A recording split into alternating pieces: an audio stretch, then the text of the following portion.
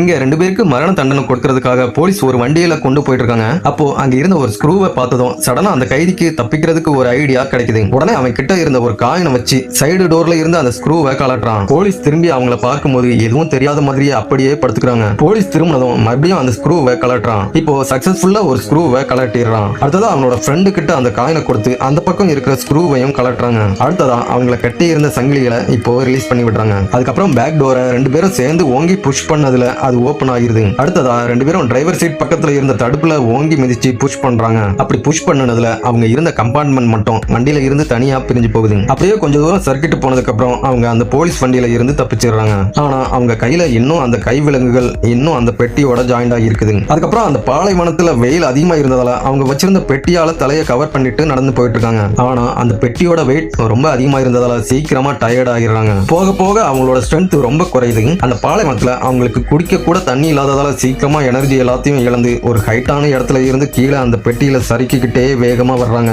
கடைசியில அந்த பெட்டி அப்படியே பல்ட்டி அடிக்குது. ஒரு வழியா எந்த அடியும் படாம தப்பிச்சிடுறாங்க. அப்போ அவங்க முன்னாடி அந்த பாலைவனத்துல ரொம்ப வருஷத்துக்கு முன்னாடி ஆக்சிடென்ட் ஆகி பாலடைஞ்சு கிடக்கிற ஒரு சின்ன பிளைட்டை பாக்குறாங்க. அதோட டூல்ஸ் எல்லாம் அங்க சிதறி கிடக்குது. அதை பார்த்ததும் அவனுக்கு ஒரு ஐடியா தோணுது. அந்த பிளைட்டை கொஞ்சம் ரெடி பண்ணி அந்த பாலைவனத்துல அடிக்கிற ஸ்பீடான காத்தால அவங்க அது ஒரு லேண்ட் வெஹிக்கிள் மாதிரி யூஸ் பண்ணி போயிட்டு இருக்காங்க. அவங்க அந்த வண்டியை சரியா ஓட்டிட்டு போனாலே சீக்கிரம் அந்த பாலைவனத்தை கிராஸ் பண்ணி போயிடலாம். ஆனா அந்த நம்பிக்கையும் ரொம்ப நேரம் நீடிக்கல. அவங்க பிளானை புரிஞ்சுக்கிட்ட போலீஸ் அவங்க இருக்கிற இடத்தையும் கண்டுபிடிச்சு ஹெலிகாப்டர்ல அவங்கள துரத்தி வர்றாங்க. போலீஸ் ஷூட் பண்ண ஆரம்பிச்சதும் அவங்க அங்க இருந்த ஒரு மர்மமான குகைக்குள்ள போய் ஒளிஞ்சுக்கிறாங்க. ஆனா அந்த கைதி குகைக்குள்ள இருக்கிற விஷயங்களை பார்த்து பயங்கர ஷாக் ஆகுறான். பார்த்தா அது ஒரு கைவிடப்பட்ட ஒரு பெரிய ஆயுத கடங்கா இருக்கும். இந்த பயங்கரமான ஆயுதங்கள் இப்போ இவன் கிட்ட இருக்கிறதால இனிமே அவங்களை துரத்திட்டு வர்ற போலீஸுக்கு பயப்பட வேண்டியதில்லை. உடனே அங்க இருந்த ஒரு பெரிய பீரங்கிய குகையோட என்ட்ரன்ஸுக்கு கொண்டு வர்றாங்க. அப்போ அந்த போலீஸ் ஹெலிகாப்டர் அவங்க கிட்ட கரெக்டா நெருங்கி வர்ற டைம்ல அவன் ஃபியூஸை இழுத்து விடுறான். அப்போ ஒரு பெரிய கல்லு ஹெலிகாப்டரோட கண்ணாடியை உடைச்சிட்டு உள்ள வந்து விழுது. அது வெடிக்காததை பார்த்த பைலட் வெறும் கல்லையாடா தூக்கி எறிஞ்சிங்கன்னு சிரிக்கிறாரு.